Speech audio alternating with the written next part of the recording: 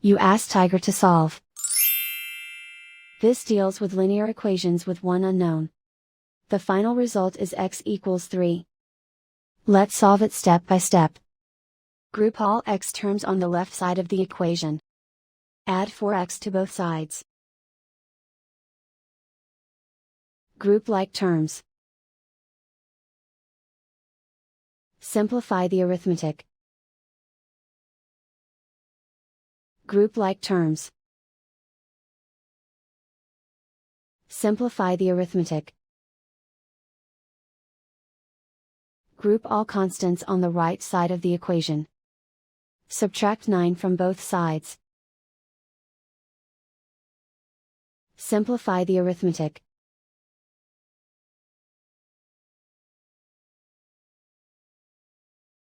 Isolate the x. Divide both sides by 7.